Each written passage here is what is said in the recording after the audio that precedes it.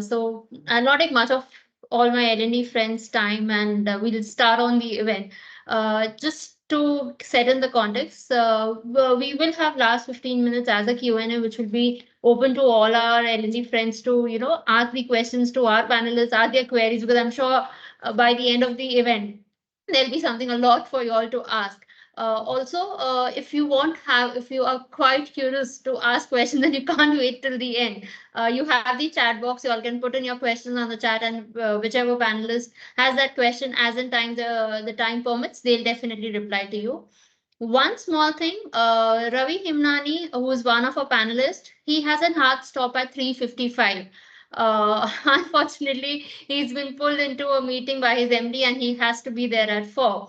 So let's start, and I'll not take much of the time. My first question, as you all know, this topic is all about restructuring and rethinking remote learning. My first question is to Kiran. I mean, since you come with a lot of experience and a lot of, I'm sure kind of a roller coaster ride in your journey, which has been quite interesting. Kiran, my first question to you is, how has remote learning transcended traditional boundaries of time and space, and what implications does this have for the future of education and workforce development? Well, first of all, thank you very much for organizing this session, and all credit goes to EduRem and to you, Shraddha, and of course to Velal. And I'm pretty excited to be here with all of you, especially learning from Anusaya and Raviji. So yes, to start with, the question is very interesting. And why do I say so? Because we all are in that phase right now, right? What it was, what it is, and we are thinking of what it would be, right? And as Josh Bursing rightly said in his recent interview, that people can always do more, learn more, and perform better, which also actually tells me about there's a lot to do when it comes to learning, right? And life is all about learning, and learning is a journey, right? And when we talk about the what used to happen in the earlier days, and I'm not talking about earlier days thousands of years back, I'm talking about just the 2 years back, things have drastically changed. And we today are working in a very hybrid mode. Not most of us have started going to office, right? And that puts a interesting challenge to the people in the learning and development field. And when we talk about the challenge, it's an opportunity for learning and development leaders to showcase their innovative approach of engaging their own people, help them to grow and meet their aspirations. And it's the time to showcase your value. Right? And when we talk about the question that you have actually imposed, and it's a little long question, but to make it very precise and concise, that yes, traditional boundaries need to be now relooked at. Entire restructuring in terms of not only from the other resources, but it starts with the mental resource itself, right? I, as a learning and development leader, I need to start thinking, how can I engage my audience? How can I provide them an opportunity to learn and grow parallelly? And not only that, it's also how do I meet the career aspiration? Today, we have a world which is full of, Gen Z, Gen Y, and now you have alpha population also joining you. Now, what would you do with this workforce, right? And where you also have an X generation working with you, people like me, right, who would prefer to go into the classroom sessions, the touch and feel part of it. So, future of education. If you are talking about future of education, Shraddha, let me tell you upfront, if you have a kid who is going to the school who is in the KG or upper KG or in the first class, you will see they already have a lot of apps there where they have to do the homework. There's the concept of doing homework, going back home is gone. It's on the mobile, they have the apps. So future is here. Let's not talk about somewhere else down the line, 2 years, 3 years, or 10 years. So that's my answer to your question. Wow, very well said. Yeah, very well said. Yeah, I understand the question was too lengthy. If you still want to share in something and you want to break it into two, I mean, Yeah, the I'm time sorry. has an importance to come to your time and space. Time plays a very important role today if you look at it. It's True. not a time that you walk with the time, you have to run behind it, right? Look at the world today. It's afternoon here and it's almost evening here in India. Japan is almost about to sleep and Australia is almost gone to sleep. So we cannot run behind. We have to be, moving the pace which will be able to help us in ensuring that we provide the best learning opportunities for the growth and development of employees, not looking at from your own perspective, but at an organization holistic perspective. Wow. Very well said. Very well said. You're absolutely right. We need to be with the time. At times, be faster than try to be faster than time. Great, great. Followed. I have a following question for you, Ravi. In a world which is increasing defined by remote work and digital connectivity, how do you envision remote learning reshaping our understanding of collaboration, creativity, and lifelong learning? Once again, And a if you big, also, I big, mean, if you long would want to question. break this question into Yeah. two, you can And definitely guess do that. what? You're asking this question to somebody who works in an organization which is full-time office work. Yeah. But good that I carry that experience almost last 15 years working in remote setup, even before the pandemic. So with that context and also talking to colleagues and learning in organizations where remote work is taking precedence, even in our organization, if you look into, we do a lot of remote learning. While we work always in the office, we are spread geographically across. So there is a lot of remote learning that is happening more in a virtual live setup and also recorded sessions, digital learning, etc. So that is picking up in a big way for us as well. Now, I believe if you talk about how this is going to reshape how people will collaborate, how people will be more creative, and how they will take it as something that will remain with them for life. So they always invest. I think we need to break this up and look into why people learn. People learn because they want to acquire a skill, or they learn because they don't know how to do something, right? In short, they learn when they're curious. So you need to find out which are the topics on which they are curious. And to me, there are two, three things that come outrightly. One, what do I need in my job, in my current job? And two, what do I need in my future job?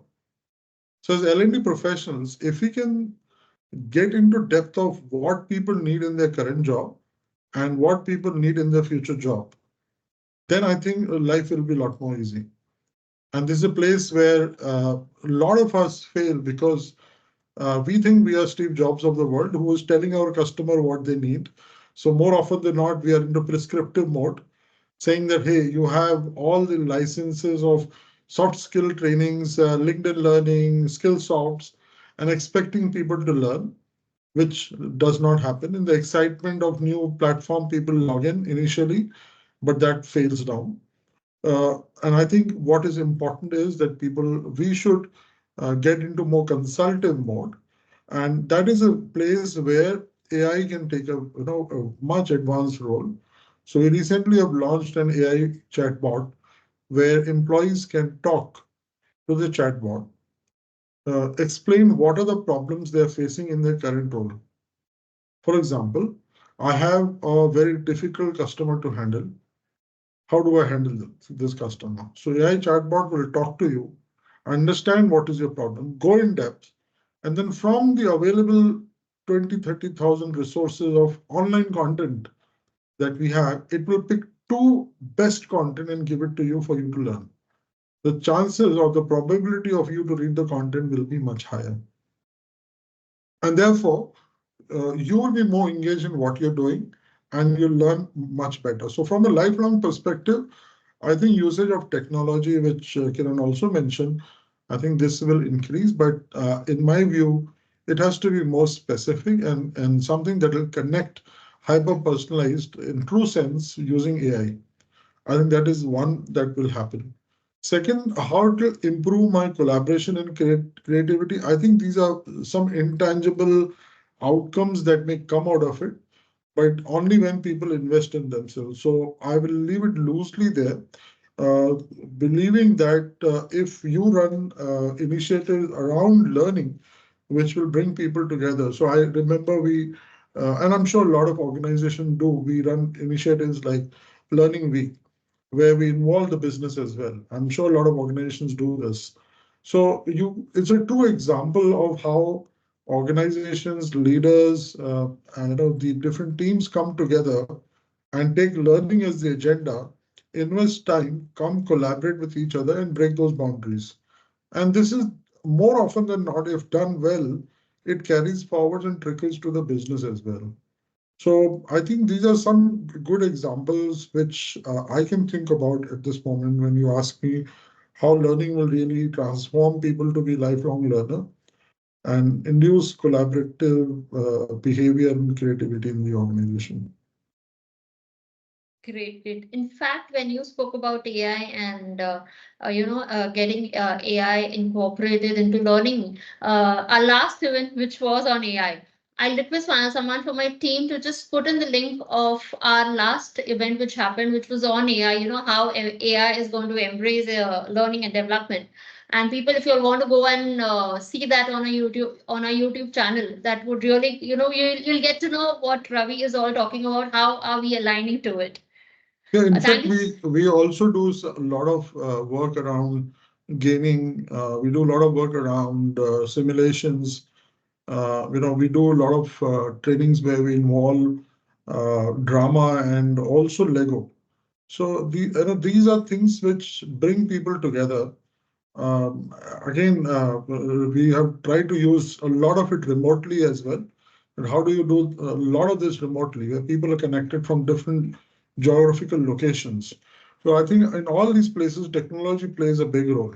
Oh, yes, yes. And yes, as you rightly said, creativity is something, as in fact, Kiran also said, by the time we all are talking Gen Alpha has already started coming in. So we have to have that creativity and we need to have something new which has to come up.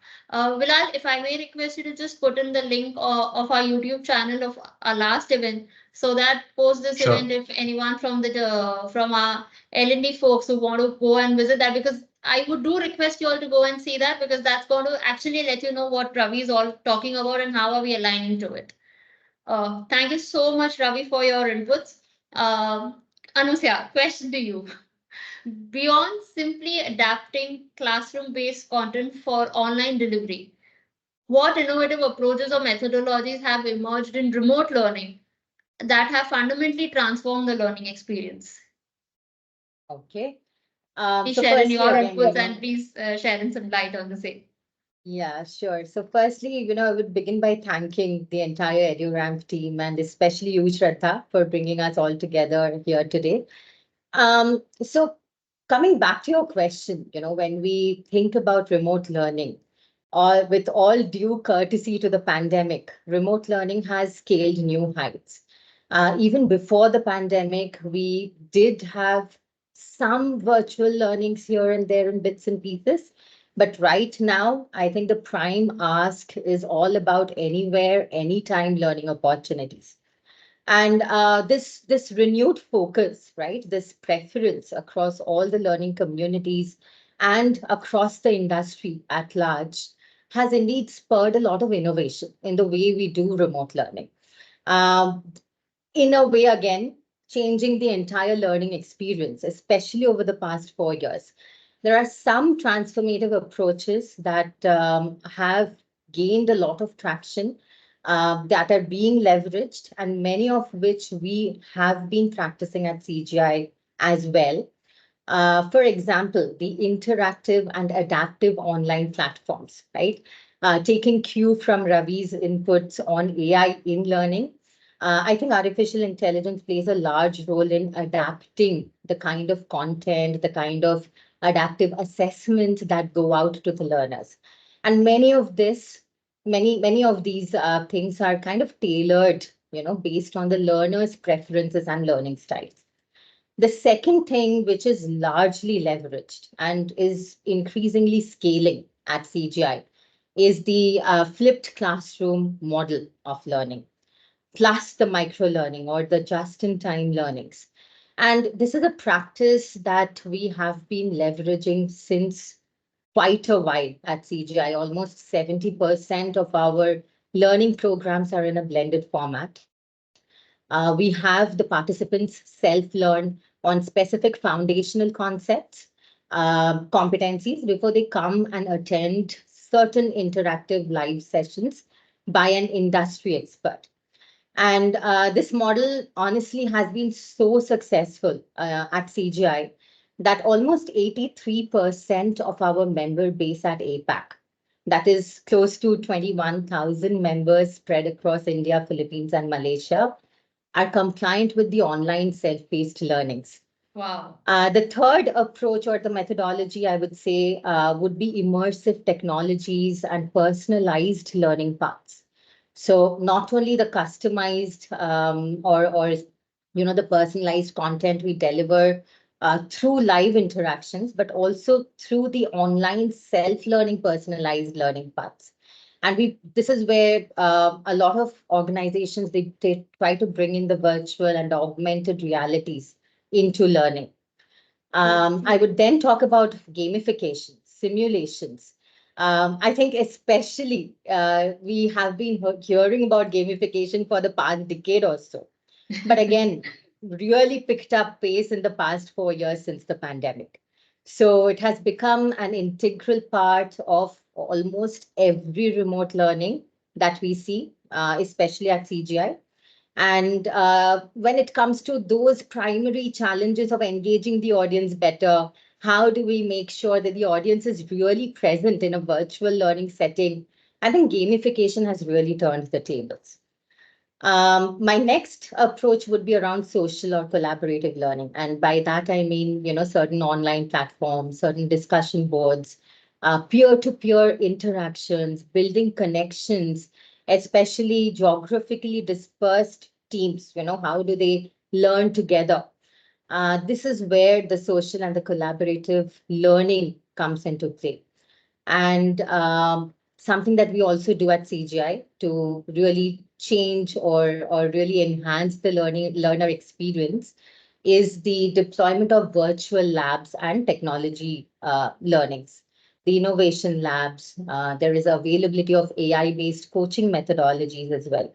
So in brief, I would quickly summarize. All in all, I, I, I strongly believe that by embracing these innovative approaches, L&D professionals and organizations at large can create an engaging, more effective, more inclusive remote learning experiences, which can cater to the diverse needs and preferences of today's learners, especially in the corporate world. Democratization and personalization is definitely the way to go. With that, I would like to, conclude my answer to your question. Great, great, great. After our first round of questions with all our panelists, we have a quick poll which is being put up, and I'll request all my L&D friends if you all can quickly share in your inputs. You all can be rest assured names are not going to get recorded. It's only the result which is going to get displayed, and you'll get to know the scores. Just for everybody's benefit, I'll just read out the question. How would you rate your organization's current level of readiness for remote learning? Very prepared, somewhat prepared, not prepared, unsure. We'll take a minute for it. I request all my friends to please quickly share in the poll. And after that, then we'll quickly go to Ravi because I know we have just last 2-3 minutes. I would wish Ravi if you could just pause and we could do one round of questions with you. We'll just wait for a minute, 30 seconds more to go for people to submit in their poll. And then I have a quick question for Ravi.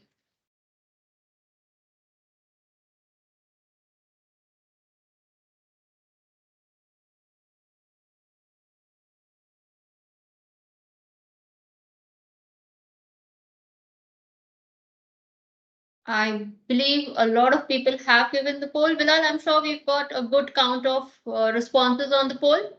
Yes. And we could proceed. Great. So, Ravi, our second set of questions is more on overview of current trends and challenges in remote learning. So, what are the recent trends have you observed regarding the shift towards remote or hybrid learning, and how are organizations adapting to these changes?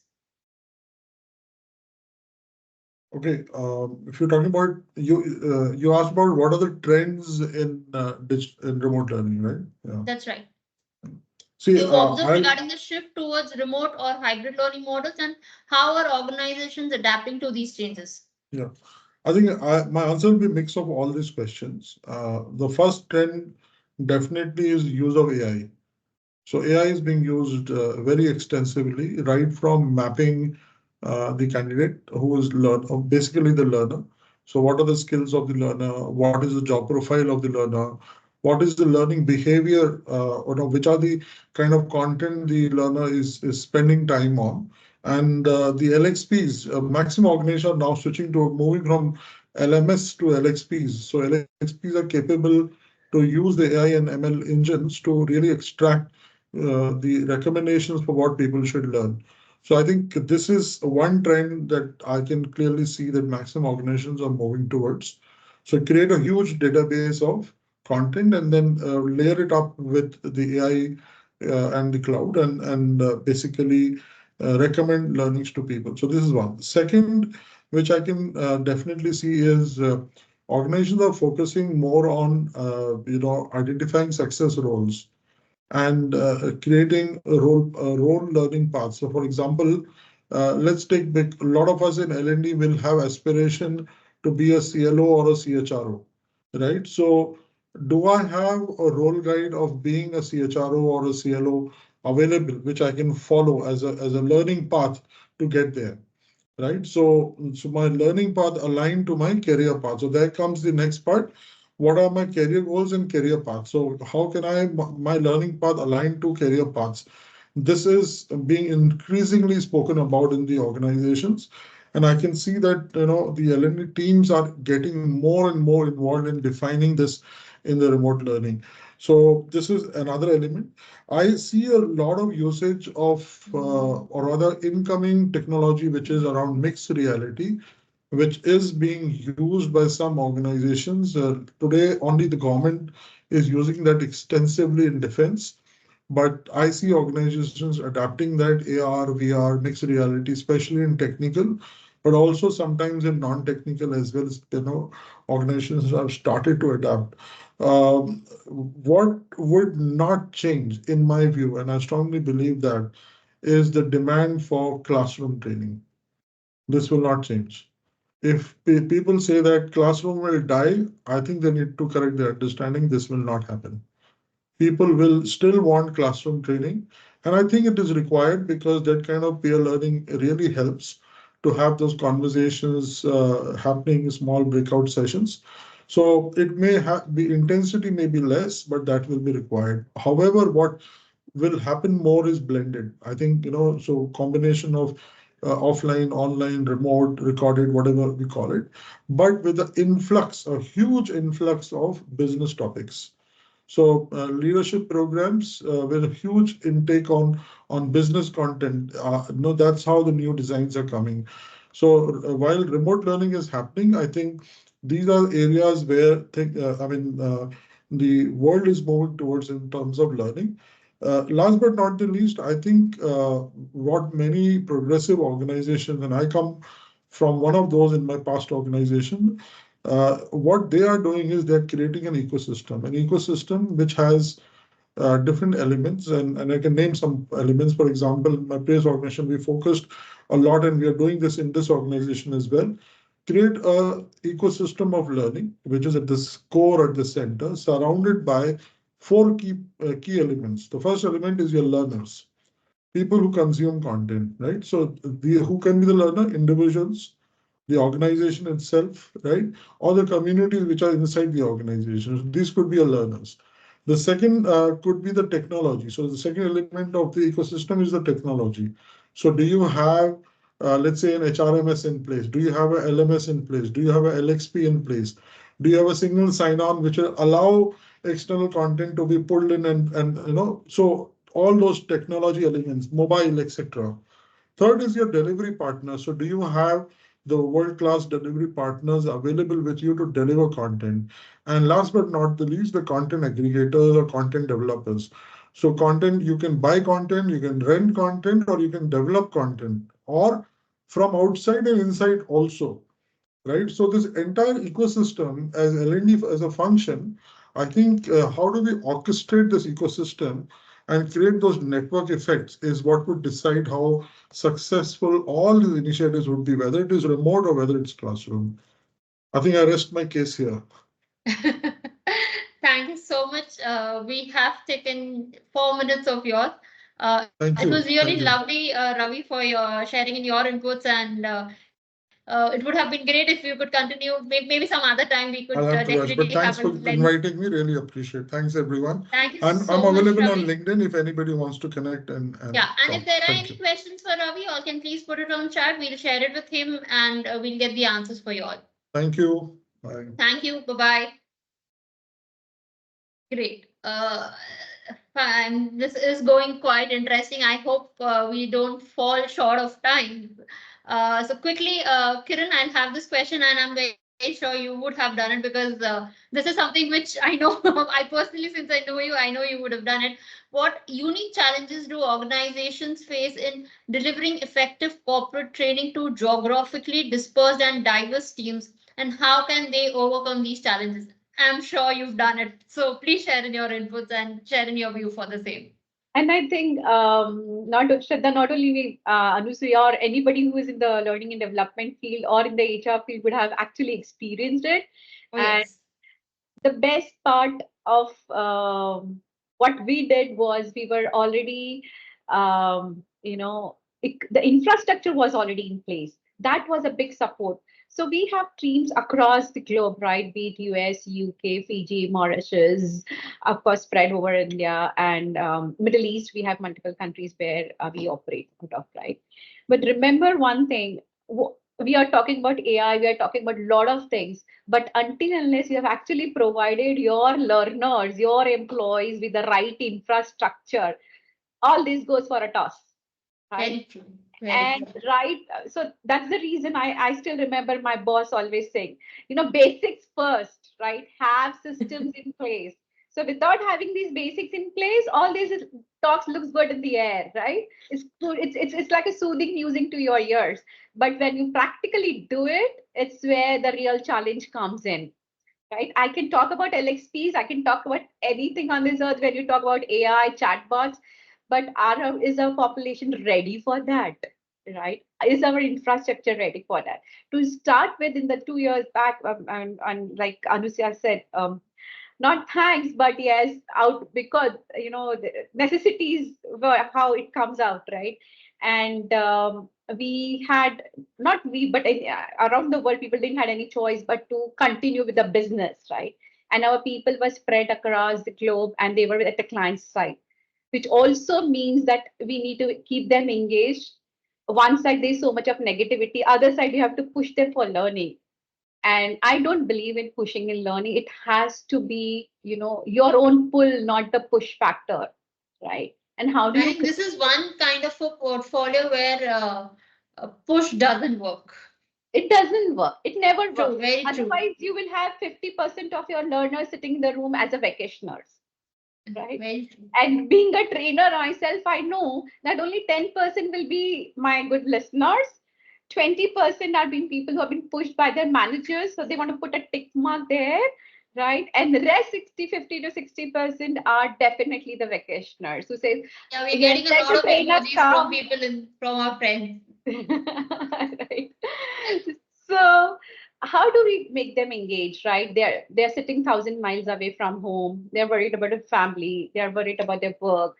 If to make people engaged and focus on learning was not an easy task, right?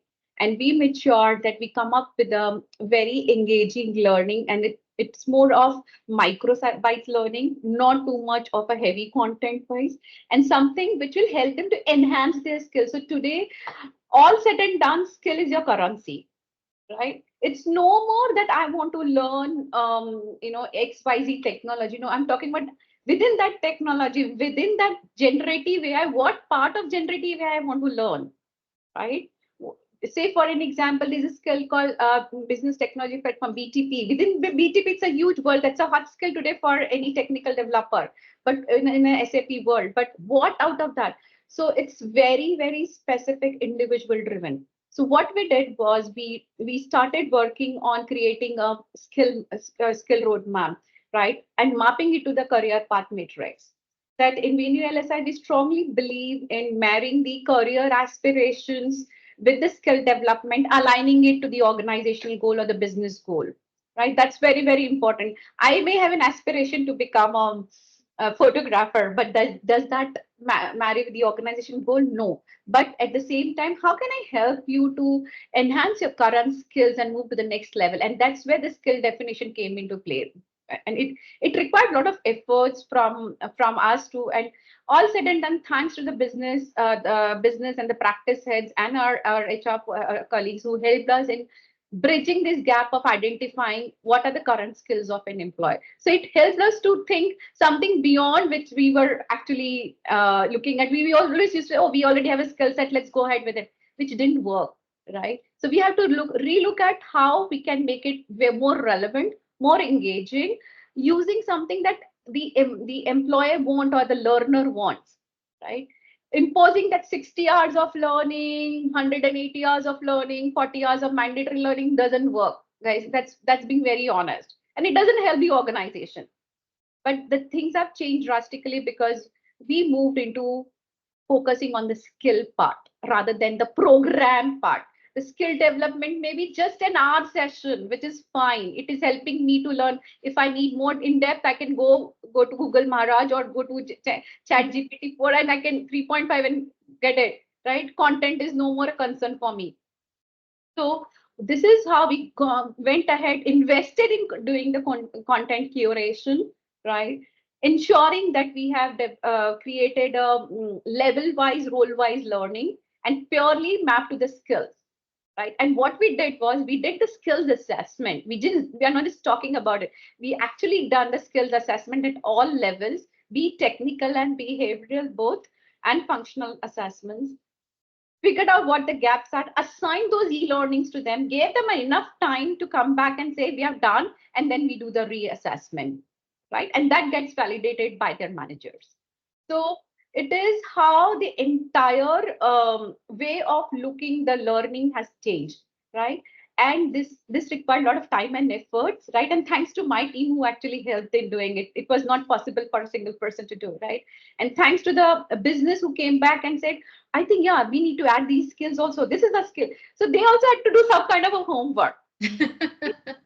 So now with this, now coming to this is how this was the foundation. Now with this foundation, when we talk about dispersed team, you have to also understand while delivering the 1 hour capsule also, be it a behavioral power skills that we talk about today or functional or technical, right?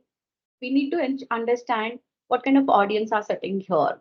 Shivani may be very junior to me. I cannot talk enough speed and say, these are the content and go ahead, do it. No. Whereas Anusia is at a level where I can talk about at a higher level and she will understand where I'm coming from. So I need to look at how I can customize. Not only this, the language skills, right? Certain regions in the globe are not too much comfortable with English as a language. How do I make sure that the pace of a trainer is little slow, person is able to understand and then is able to properly, articulate his or her question, right? You need to look at wear different hats with a different set of people. And that's how we worked because for Middle East, the content is same, the delivery is different. For UK, and as rightly said, one size doesn't fit to all.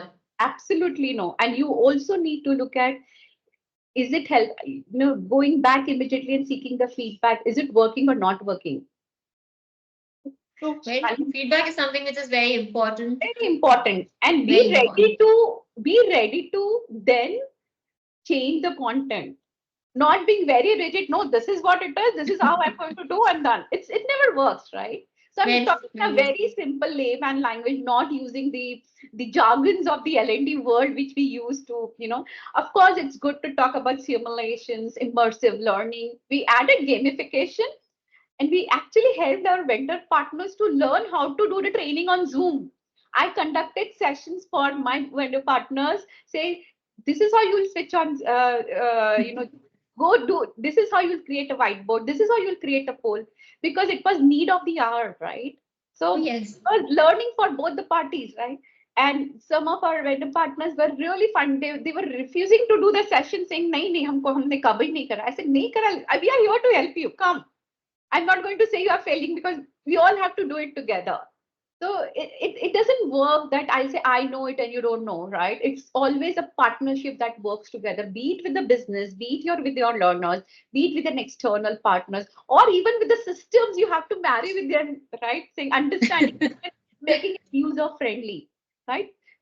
I'm talking about LXPs. LXPs are excellent way of doing it. How many people in the industry understands how LXP works? It is so very complicated, right? So I understand why there is while there is a digital progress with the millennium, but what you are excluding the rest of the population if you are not looking at the other ones who are your seniors in the organization.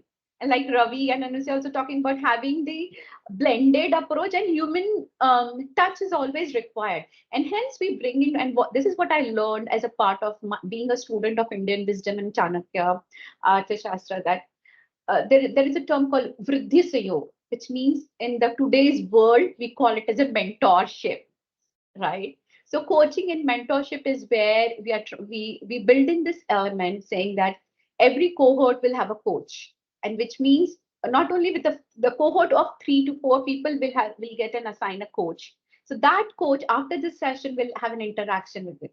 What we have done a very different thing today, and this is very unique. I know most of the organizations don't have it. We assign an e-learnings to our remote participants, right, learners. And the kind of skill we are as an Invenio LSI is in, we are the global leaders in the tax and revenue management. The trainers are not available so easily in that market today, right? Because this is a very niche skill. So we have our own content curated. We assign these e-learnings to our participants, the learners, even for cross-skilling.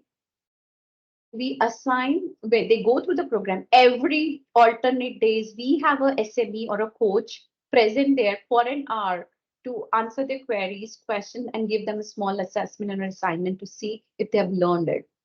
So you have an individual touch, you have an e-learning, you have a user platform, learning platform, right? And at the same time, there's a proper engagement. And we don't leave them like that. We actually create a team meeting link as a classroom. They all join the session on time, but they're doing the self-learning. So we don't leave it on to them. We make sure that their calendar, their time is also slotted for learning. Otherwise, even for me, if you give me a free chance, being a student of Indian wisdom, I at times forget to do my homework of our Saturday class, right? Yeah, last minute Last preparation is always minute. there.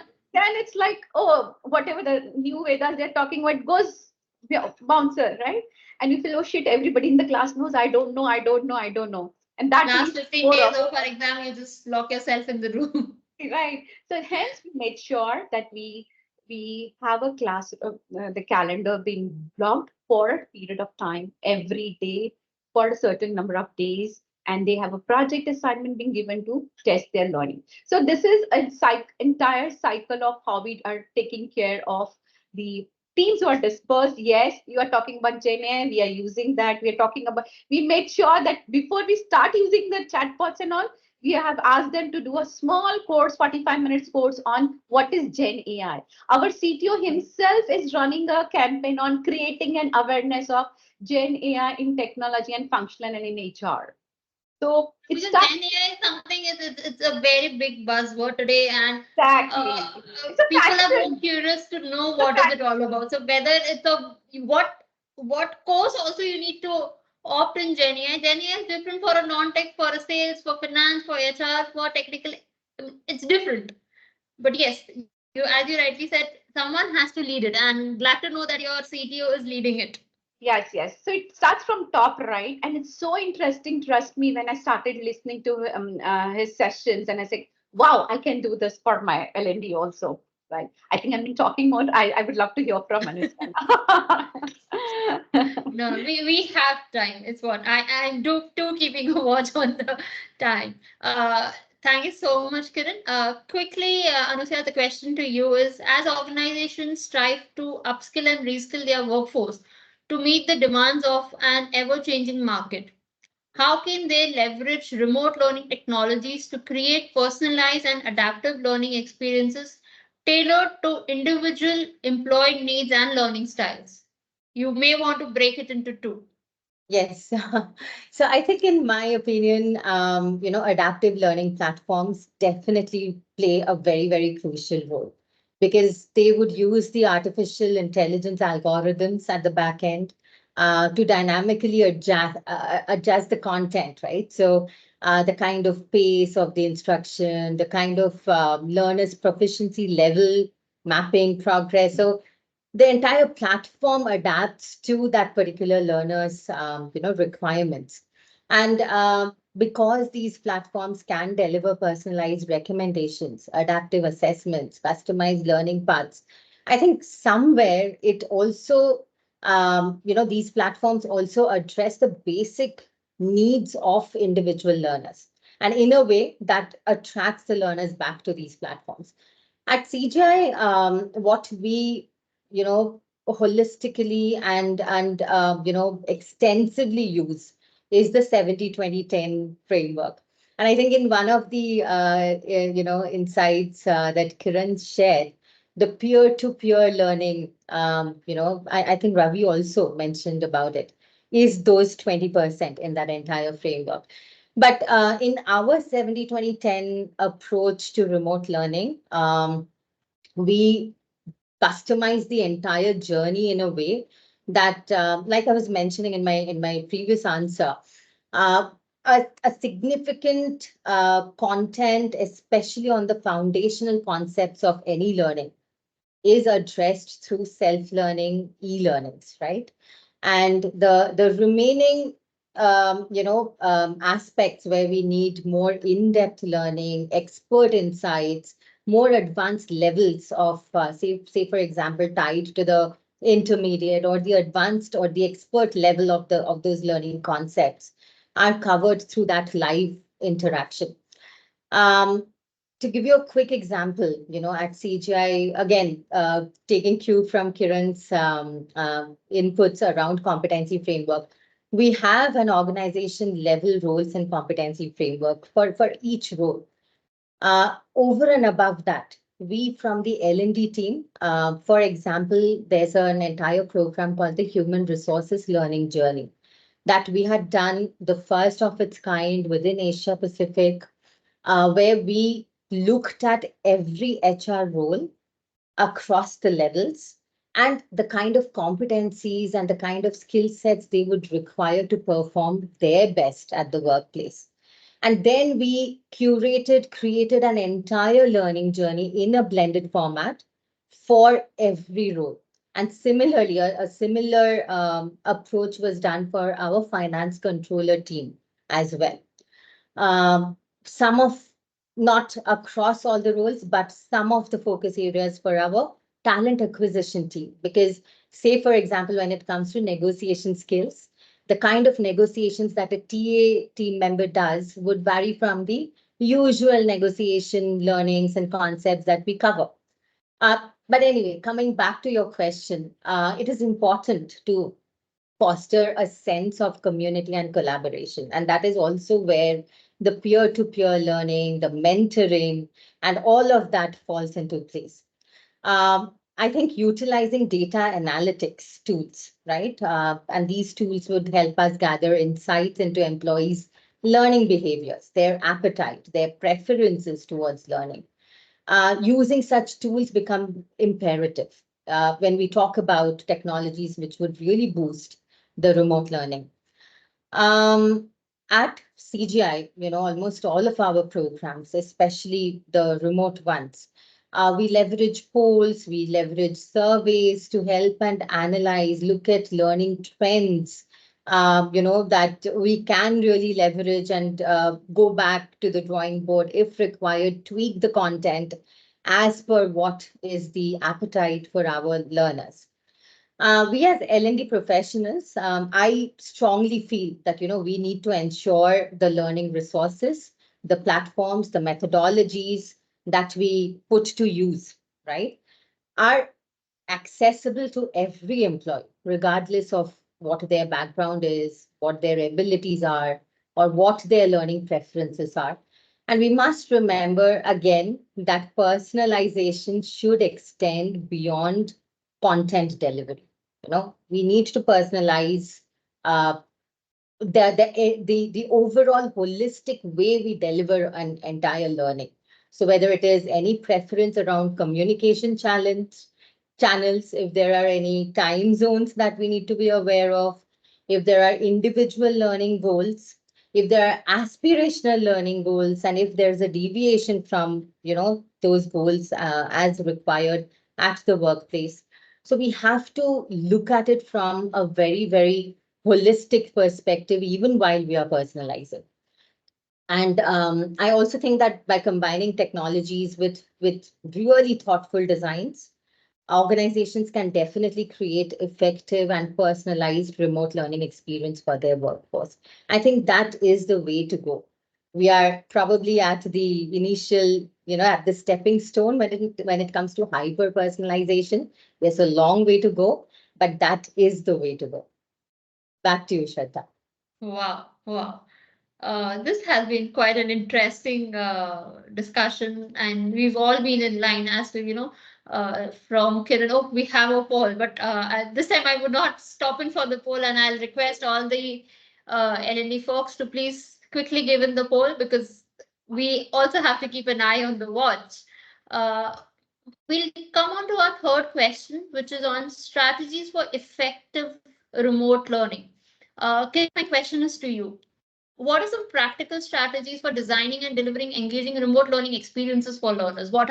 Uh, if you could share in some of your practical strategies, or you've implemented it, or you're working on it? So, Shraddha, I think most of it was answered by Anusuya, right? I will add to what she spoke about, right? Of course, platforms makes a huge difference because they go to the root cause there and share what is basically required for an individual. To add to what Anusuya said, talking about the designing and the delivery of these strategies, again, as I said, we would definitely love to have it more individually customized. But yes, that is one part of it. There's two aspects to when you talk about designing and delivery of your engaging the remote folks, right, for your learners. Forget about remote. It's even people who are in the room there itself. You have to have that strategy. How will you engage them people in the room? Right, because from your body language at times you can figure, you can make out whether they are engaged or not. So to start with the remote one, and especially for the roles, different roles, let me start with the first one, especially for the freshers or people who are just 1 to 3 years of in the organization, right? What is most important, the practical strategy would be to tell them that these are the set of learnings available to you. Give them an option to pick and choose. Because of the digital proneness, they have that habit of browsing through a lot of things and picking up what they want. So making it more adaptive, making it more captive is where your focus should be, right? Because the moment you're going to say, Kiran, do 1, 2, 3, if until unless the compliance program, they will not do it, right? Giving them a choice of the list of programs or the learnings which is mapped to their role and the skills and their aspiration, it helps a lot.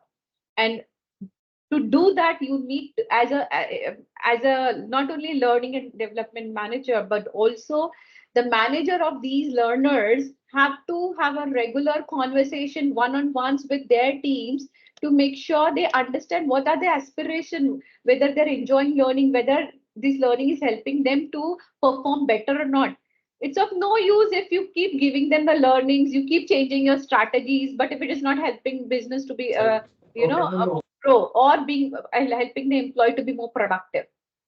True, Right? true, very true, very That's true. the purpose of having learnings in place. And like as I started with my conversation saying, the more you invest, the more you get. People would like to do more of it, right? And when they will do more, when they find that learning to be more relevant, matching to what they would love to do it in the future, right? And it's helping them, like Ravi said, helping them on the job in the current role. Because thinking too much of a future is also a big mistake at times we play. because we don't know what things will change tomorrow. Right? That is very, very important. Today, we are talking about Gen I. Have you ever thought of Gen I is not happening now? It was there since 1978. It's just that it is picked up now. The investment has gone more because people started exploring more. So we don't know there is much more things that are there, right? And people have not focused on it. It's as simple as that, right? How many of us know micropilot today being used, right? MS Copilot is being used, or you have lot of other AI tools which are available for recording your meetings. I did not have to be physically present in your meeting. I can use Otter AI to record my meetings, right? And I can get the entire script of the meeting as a part of MOM. Think about, I have to be one step ahead of my learners, right? And also need to know that will this fit my learner's shoes or not? So when you talk about deliveries and strategies, CGI may do a great thing, but will that help me? Not necessarily. I can pick and choose the way they are doing it. I can look at what is equivalent in my industry and try to figure out how I can do it. Right? Yeah, you can probably tweak it or pick something which suits your need.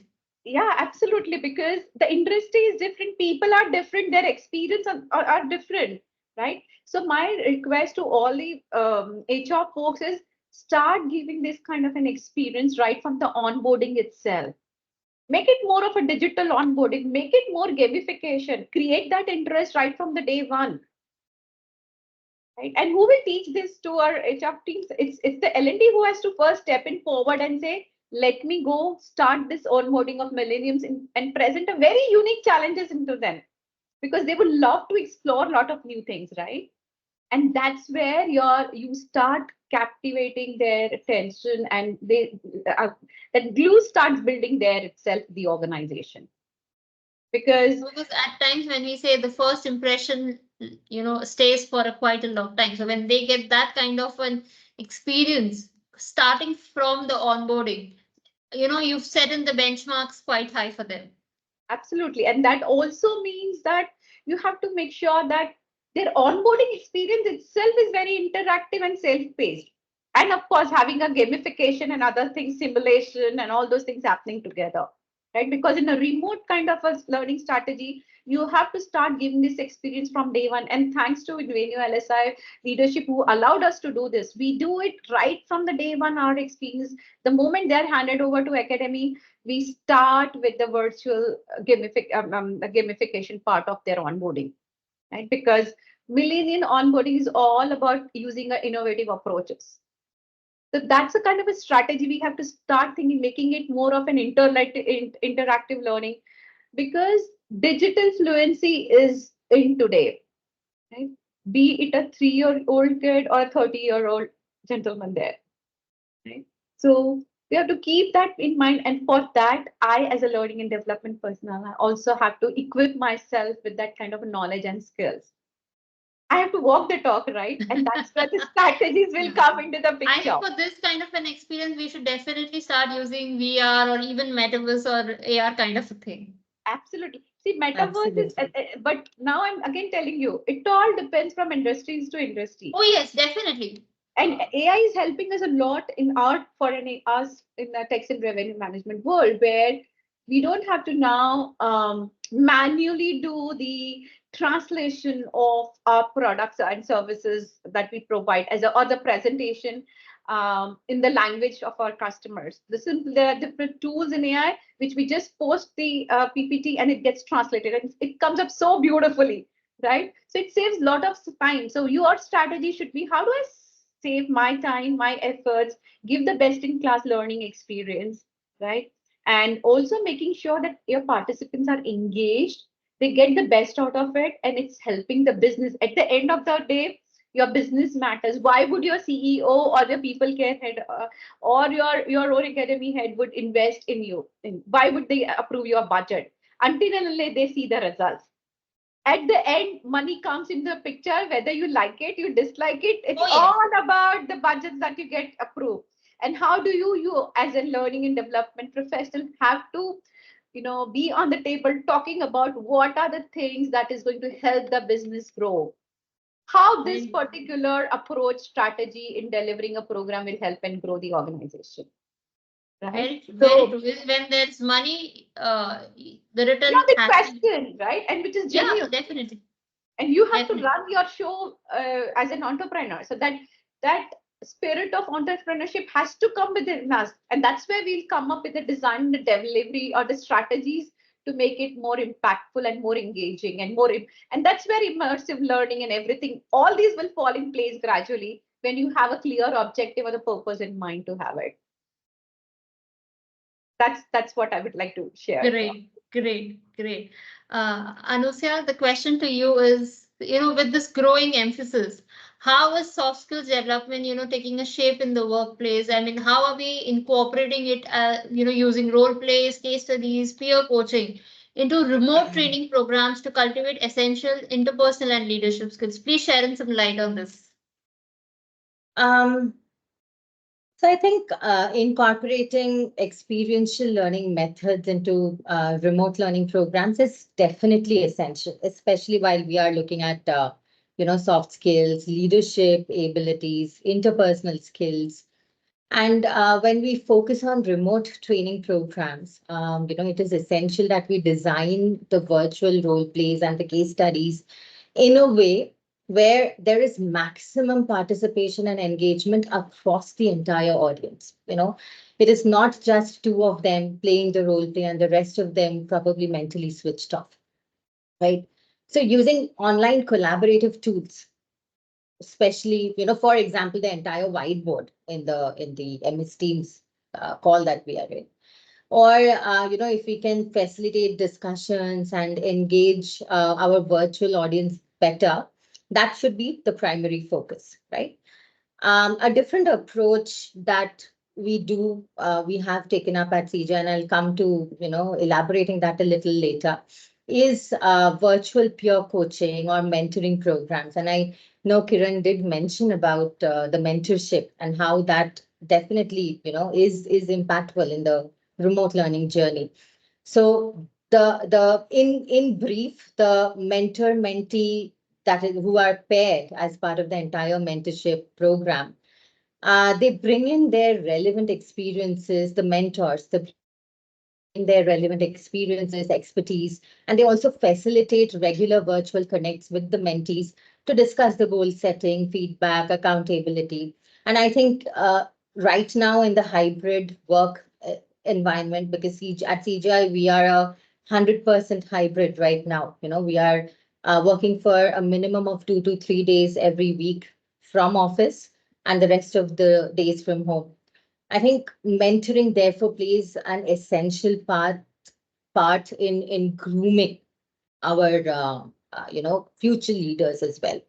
So we've been running this mentoring program for many of our business units, and our target audience are the high potential women members, and they are aligned to mentors one on one. And given the truly member-friendly organization that CGI is, this program is designed, developed, and delivered over and above the usual women leadership program that we have, right? Wow. And a lot of effort is invested by our leadership at CGI, and this is one of the prime reasons why right from day one I have felt a sense of akin, sense of belongingness, is that the learning culture and appetite is very high at CGI across all the levels. Most of our programs have a sponsor from the business unit, and that sponsor is almost always the business leader, right? So I also believe that so that's one.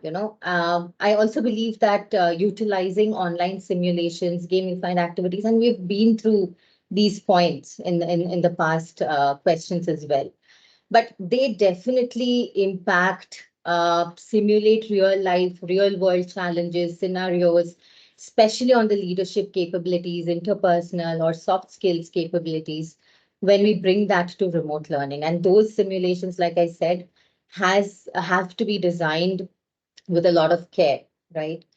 I also feel virtual networking events should be organized. Peer learning circles, community building activities should be prioritized.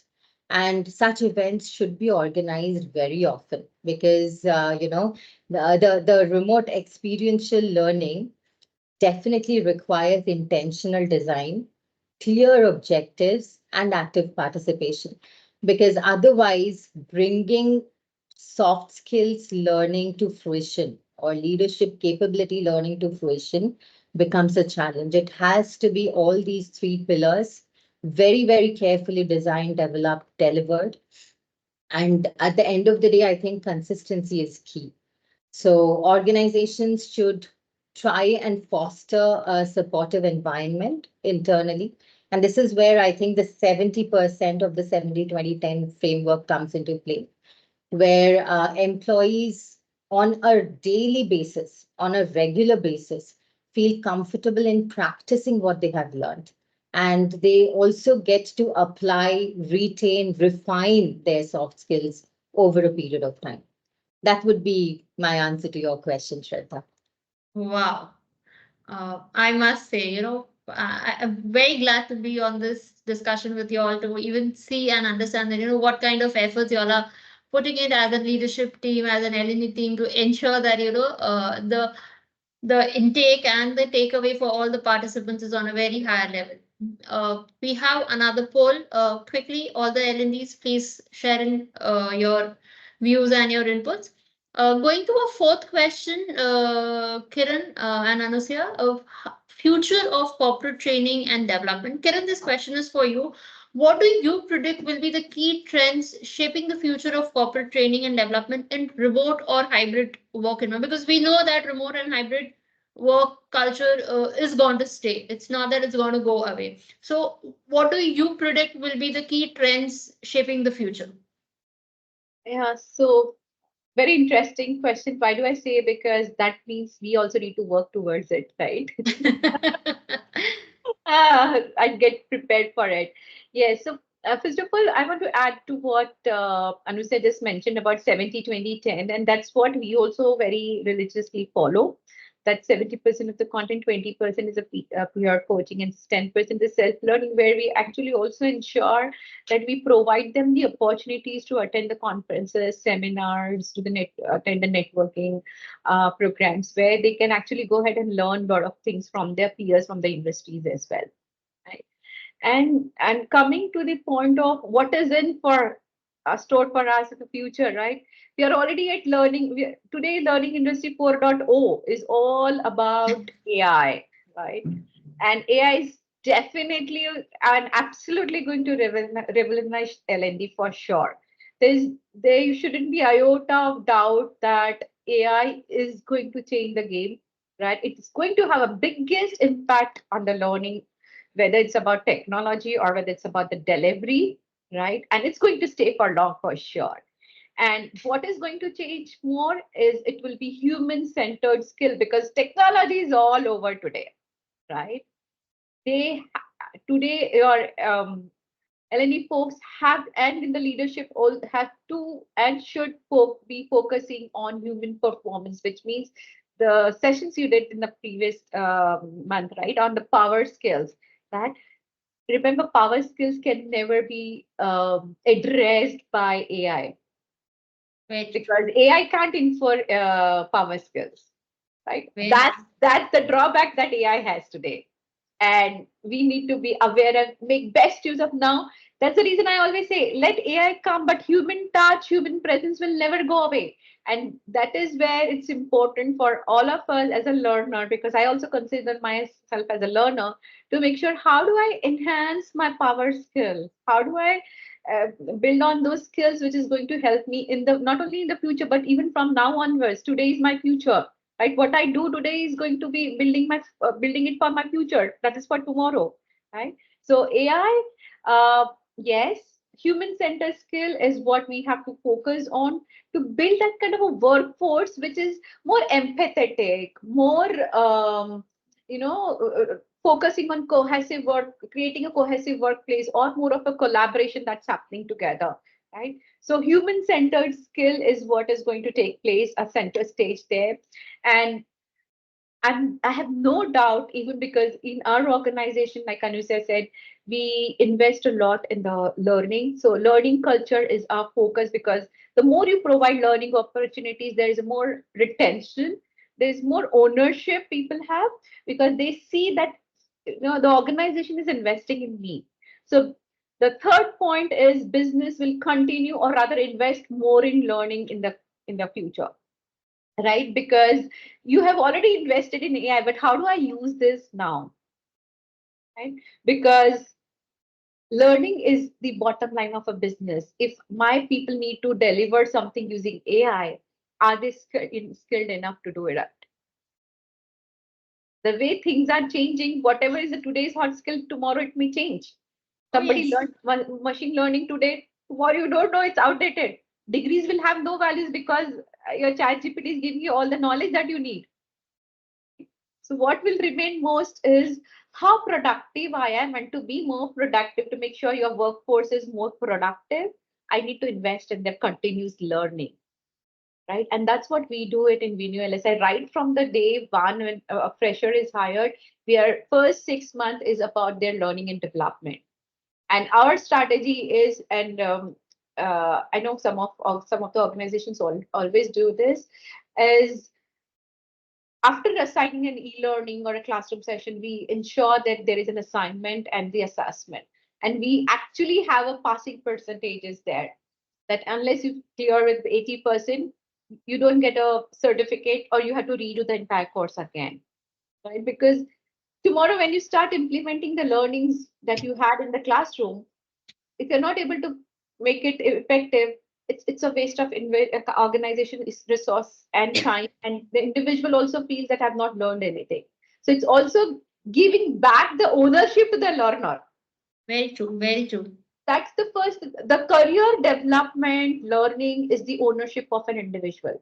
You can give them ample opportunities, but it has, as I said earlier also, it has to be a pull factor that I want to learn and grow. Reach out to your manager, reach out to your leader, talk about the have a career discussions, right? Ask for a help, because most of the people will fail to use this beautiful tool of asking for help. We feel if I'm going to ask for help, I will be looked down. No, not at all. You're right, because nowadays people, first have a thought that will I be judged? Will I be have an impression? Right. Is my question relevant? Will I be sound stupid? So in that fear, people don't tend to ask questions, and I think that is something which they shouldn't be doing, because asking will only give you clarity. Absolutely. And the other thing which I found very useful, and I'm doing it, I do what I call it as a storytelling, right? So leaders should start uh, sharing their experiences, not only just the success stories, but where they have failed and today they are where they are. Because there's a lot to learn in the failures. And Oh I yeah. don't call it as a failure, because the first attempt in learning. So why not share your, be vulnerable and share your learnings from those failures, because that will help others to learn from your story. Right? Very true. So Very your true. town halls can be a learning phase for people, right? Your Because interaction. you're right, because they're just coming and talking about their success or how it went. It's rather if they talk about failure and how did they overcome it, what is it they did, and what not to do. I mean, what is that they learned that what not is to be repeated. If they share that, it's going to be a good learning. It's going to be a good takeaway for the people. Absolutely. And you're right, because today's world is full of stress, right? Every third person is suffering from some or the other stress, right? How do I bring in that resilience part at workplace also? Because you have the same person bring back home who's stressed out, he'll bring that same amount of stress back at work, right? How do I create that kind of an environment, people where people are not stressed? Technology puts its own stress, and the environment, the work has its own stress, right? And then there is a competition. How do I compete with my peers, or especially in the industry, who have learned, have so got so many certifications and have not got it, right? So this generation is all about competition, and thanks to the social media, where people go ahead and put their certifications, right? And you get into that stress. I need to do this. My company doesn't provide it. So as an L&D professional, you have to bring in a environment where people are not stressed and say it's okay if you have not done a certification, plan it out in the next 3 months. We are here to support you, right? That is so important. Resilience at workplace is so important because there are so many things. While we talk great things about everything that's happening, it has its flip side also, which people are not talking about. So more individual connect is now required, and L&D also plays an important role of ensuring that these coaching sessions or one-on-one with the educating managers to have one-on-one outside about talking them outside the work, not just about work. Work, you reviews, you will do any which ways, you will give feedback. When you do the one-on-ones, talk to them outside the work, how the person is feeling, what help they need, what is happening in a personal life, which they can share, how you can help them to be more at peace and enjoy the life together. Because these Very because it's the same person, be it on the personal side and on the professional side. You don't have a switch on or a switch off that, when once you step in the office, your personal side is switched off, and when you step out, your professional side is switched off. It's the same person who's dealing both the sides. So you rightly said it's very important that not only work and all, but yes, also talking on the personal front, understanding the person also gives that person a comfort at times. Maybe he or she just has to speak out. He or she is not looking out for any kind of a solution or any kind of help. Sometimes you just need to be a good listener for that person. and that's a quality of we need to inculcate in our managers, like Anusia talked about the leadership program that they are designed as a women leadership program also, right? That's where those programs outside the standard program actually helps them to cope up with the stress, to be more self motivated, more you know encouraging in terms of helping others and projecting themselves as a role models for others. Because as a mother, as a sister, as a daughter, as a manager at work, you have to play a different roles, right? So all these, I think L&D people should, the focus for the next years or the coming days would be, how do I help my managers to make sure the workforce is being managed differently now, especially in the remote and a hybrid world where you don't get to see them often? How do I understand from the tone of the voice or body language or the email responses whether the person needs some help or not? I think that vigilance or that skill every manager needs to get, should be helped to develop that skill. That's what I would. Uh, Thank you, Kiran, so much for pulling up that topic of past skills. And as you rightly said, we had an event which was the roller coaster of past skills in the world driven by technology. Thank you, Vinal. Without me even telling you, you've already posted the link on chat. I mean, those are our L&D experts who talk about it. Because it's so much. The world is so much of technology, and I think power skills is something which is going to play a very key role in the technology world. Thank you so much, Kiran, for putting in that light. Anusia, the question to you is on the same lines only as to, how can organizations leverage remote learning, not only to upskill and reskill their workforce, but also to foster a culture of continuous learning and innovation? I strongly believe that remote learning offers a very powerful tool set for organizations, right? It further strengthens the culture of continuous learning and innovation in a certain way. But how, right? I think organizations need to leverage remote learning to create a very dynamic, engaging learning environment, first of all, because that is where we engage the learners the maximum, right? And employees, in a way, are then empowered to take ownership of their own skill development. They kind of find the higher purpose for the work that they are doing and therefore the learning that they need to do in order to reach that particular objective.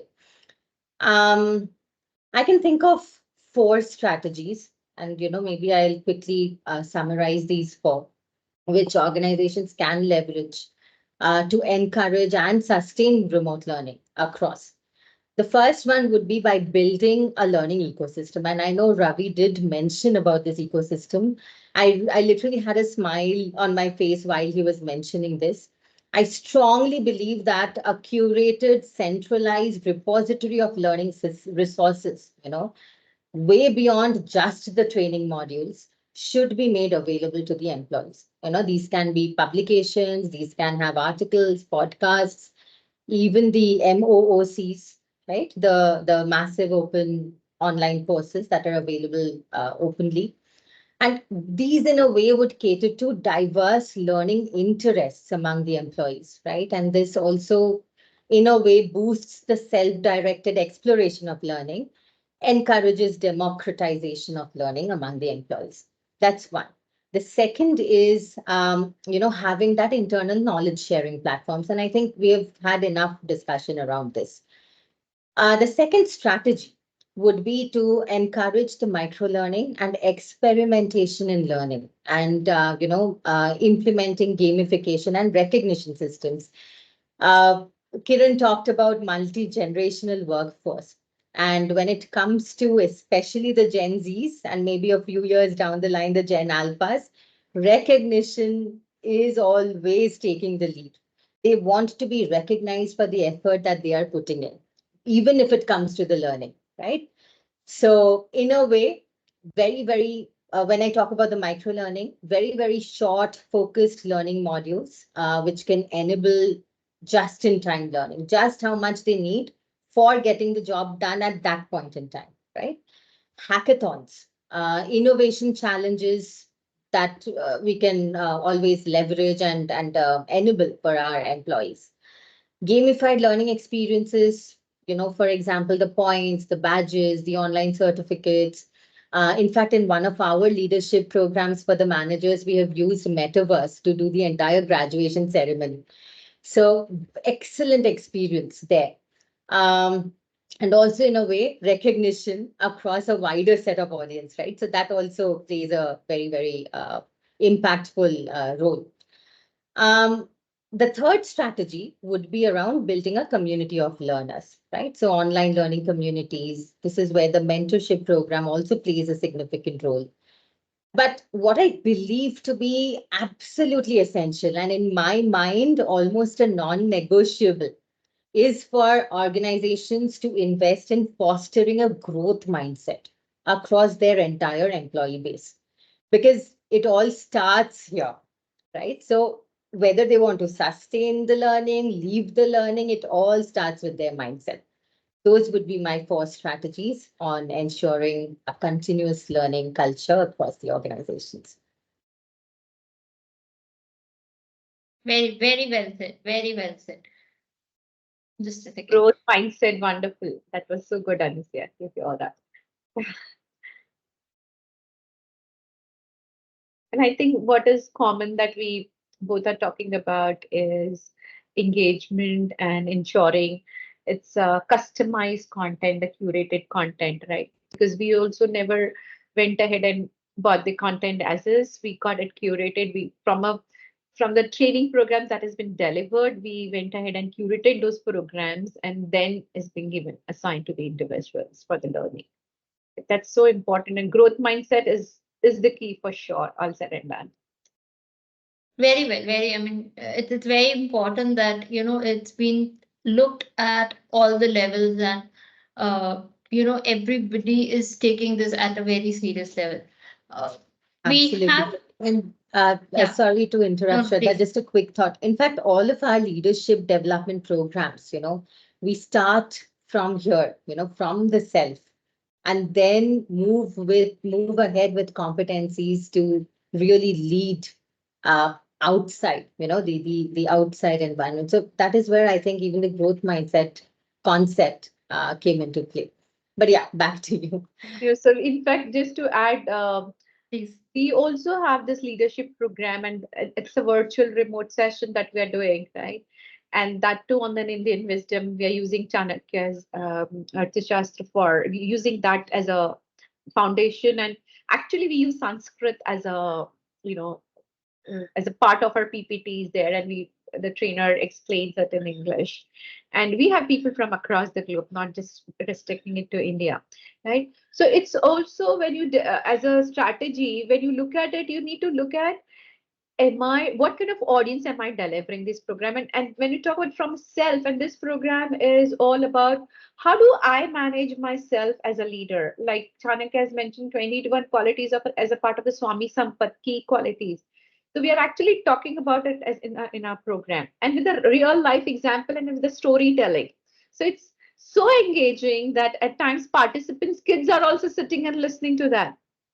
And they're so curious to listen to those stories, right? So I think it all depends on the intention of the learning and development team, what they actually would like to do, right? Because your intention uh, gets into your action, right? And then leadership is always trusting you for that matter. So it's you play an Absolutely. important role. They won't come and look at every small thing that you deliver. Oh, Absolutely. I mean, very true. L&D plays a very crucial and a very important role, in shaping up the future of the organization. Yes, it's a very thankless kind of a profile because at times L&D is not being measured, but I don't think any organization future can be shaped without L&D. L&D is one of those, L&D is the backbone. Yeah, absolutely. See, learn all said and done. It's not now. It's been thousands of years back. Even at the in Mahabharata, what happened? Krishna had to make Arjuna learn the lessons through that story, and he has to do the Mahabharata, right? So on the job learning happened there.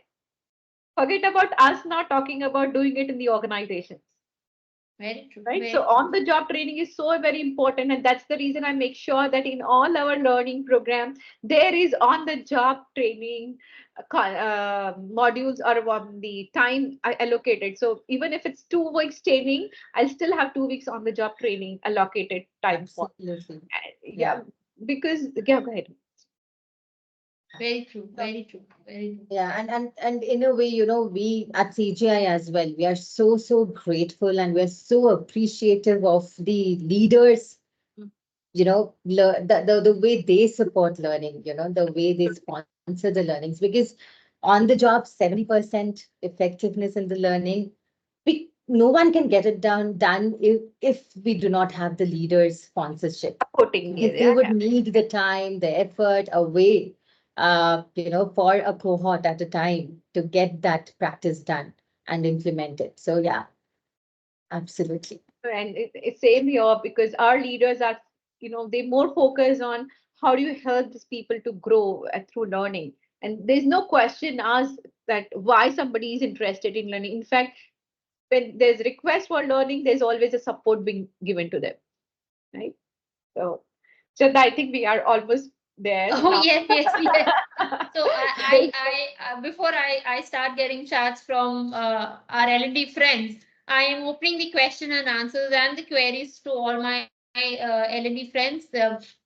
I know we have been running out of time, but we still do have 3-4 minutes, and it would be great if you all can, if you all want to ask questions, you all can raise in and ask questions, or if you all wish to put it on chat, we can definitely do it on chat. Open for all of you all. Sarita has mentioned, Kiran and Anusya, that it's a really good session and happy to know various best practices. One question is she has is how do we quantify outcomes of learning to show ROI?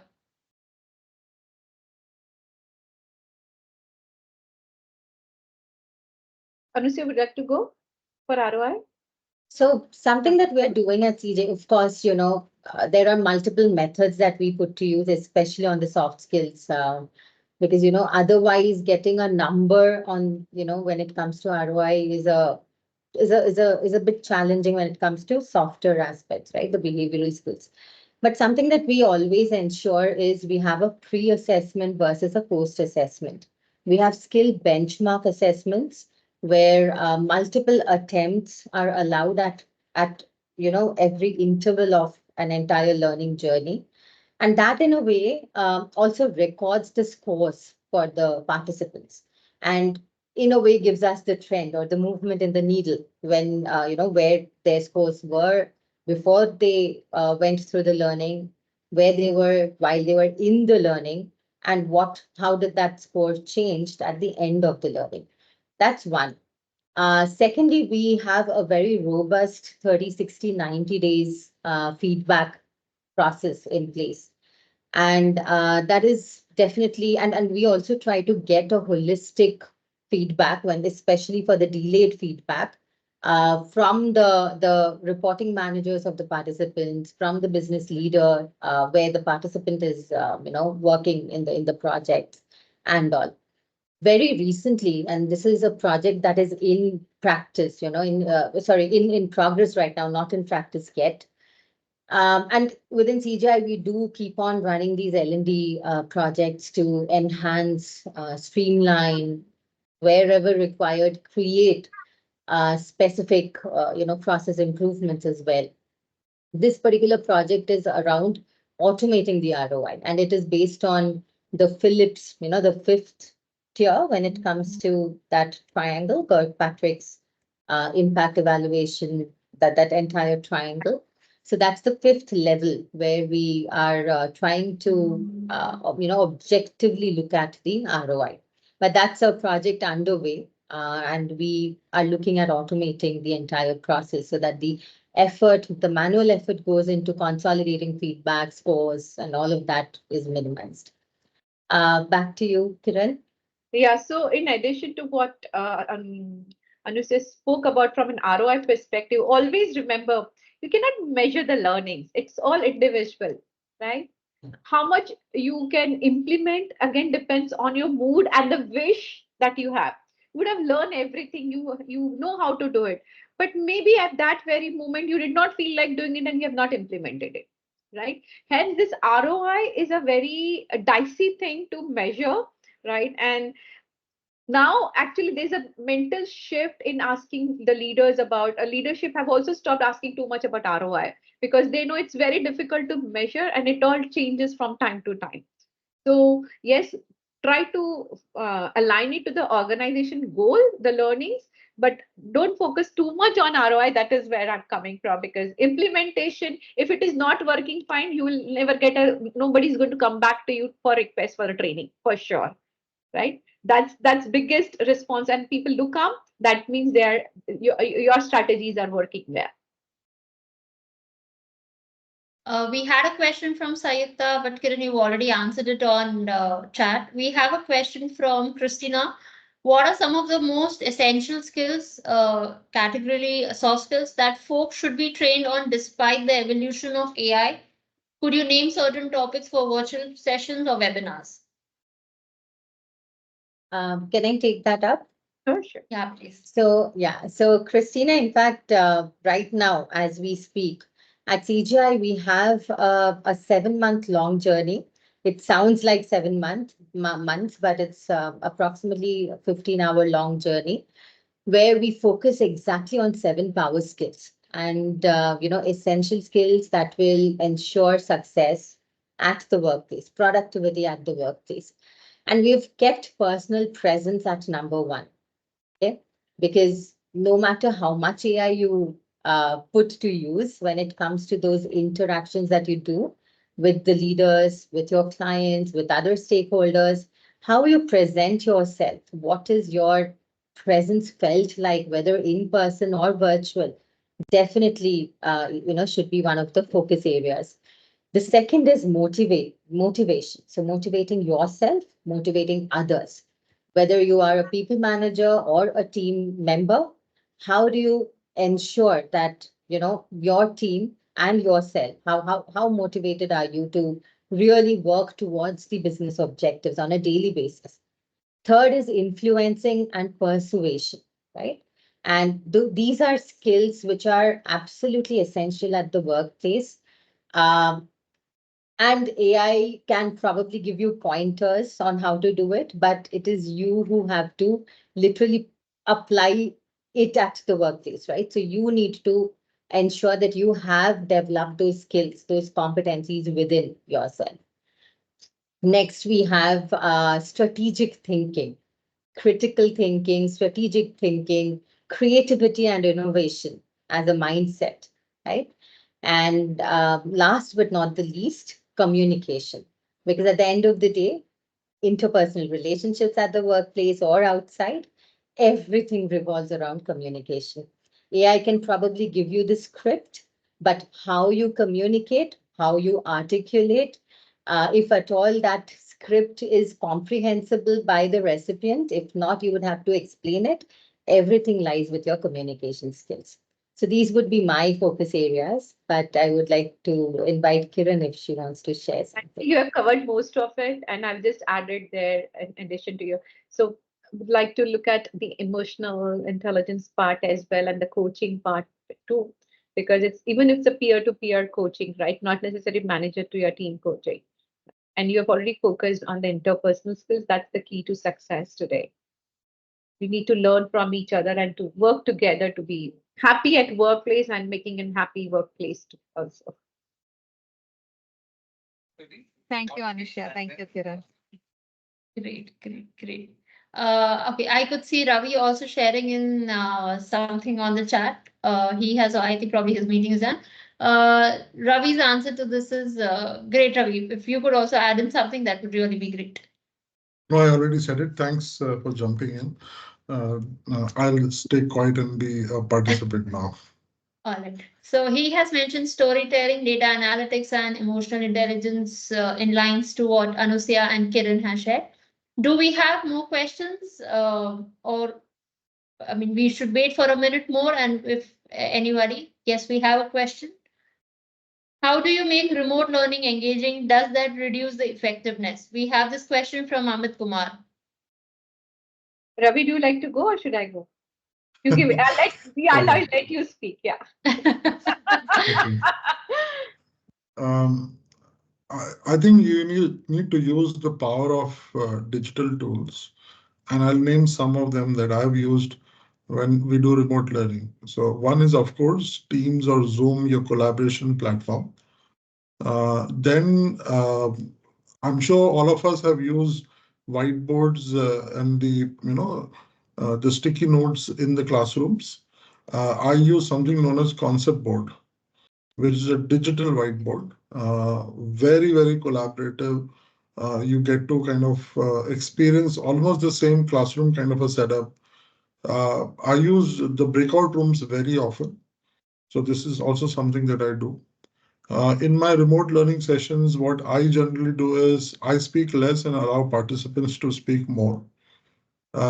Then ensuring that time and again you have check on videos of participants. So I generally keep two screens, one because in Teams when you're presenting you cannot see anyone. So I log in twice from one more device and look at participants on the other device and see how the engagement is going on. So I ensure that I cherry pick people. I don't ask for volunteers. I choose volunteers. Sometimes it's better, you call out people by name so they know that they will be surprised and suddenly their names may be called out so they are attentive. Right. So these are some of the things that you can try apart from a lot of other things. Giving them some tasks, so break them into small groups. Use the breakout room functionalities on Teams or Zoom. Throw them into breakout rooms. Bring them back. So for a lot of people, this is very exciting. Still, even after 3 years of this functionality is available, people still feel excited about it because they don't experience this in a day-to-day life. They experience this only in these kind of conferences or trainings. So they really love it. So, and then of course, most important element to it is allow people to speak. You should speak only 20 to 30% of the time. Remaining time, others should speak. Then it will be engaging. Otherwise, one-side training will not work in remote. So these are 3 or 4 things that I generally use in my programs. Absolutely. And just to add on to Ravi's points, I feel it is very, very important to be able to create a hook, something that will keep the audience absolutely tuned into what is being said or done, though the underlying methodologies are same, that's the ones that Ravi mentioned, the whiteboards, the breakout rooms. Something that we have done for one of our programs was to thematize the entire, online virtual interaction session. So there was one time when we brought in IPL as a team.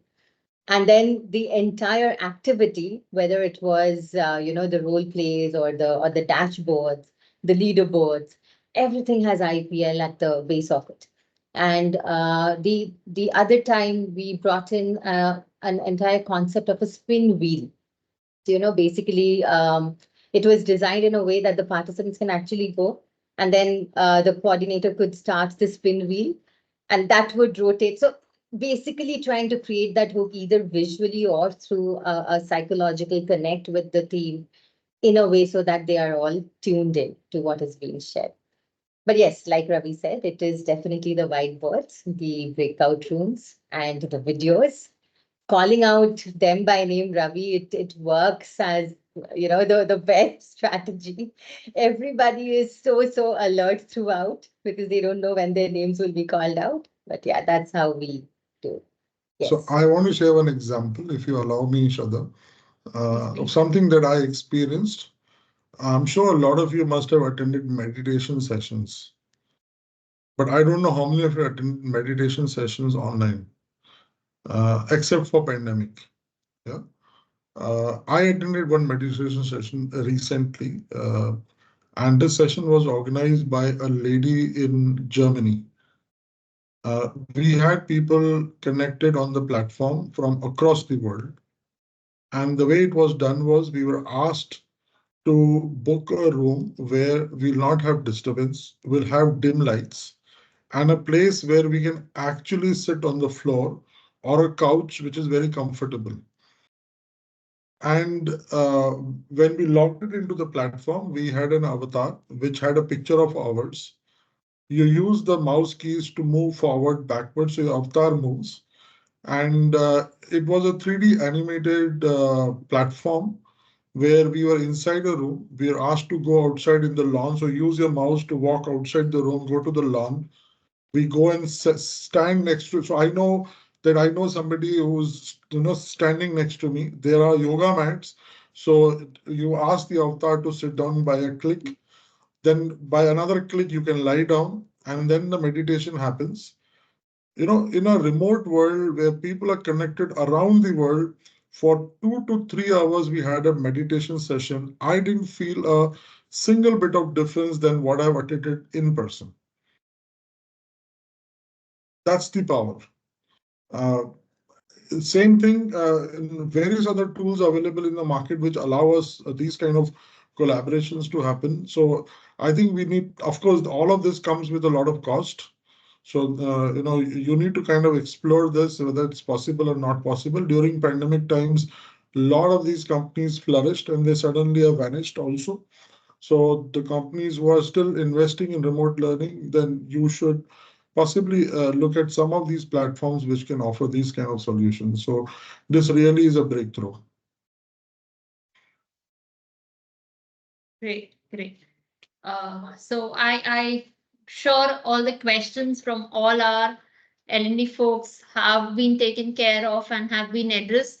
I wish to thank all my L&D folks to even extended 13 minutes and people have still been waiting for the session to end.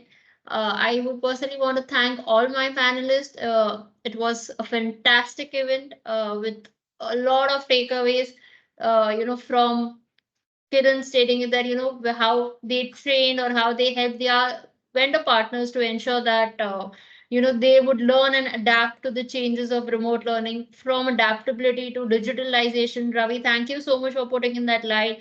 And Anusya, all yours of, how to ensure the soft skills and, how you take care of the remote learning. It has been a fantastic event. Thank you all of you all to sharing this time and being a part of this. In the month of May, now we are going to come up with an event, a session, which is what are the top managements expecting from L&D. Very soon, you'll have a pop-up in your email IDs in your inbox talking about that. We have people from the industry who will be talking on it. Please be in touch. Do connect with us.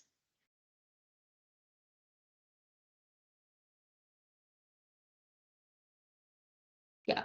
Thank you, sir.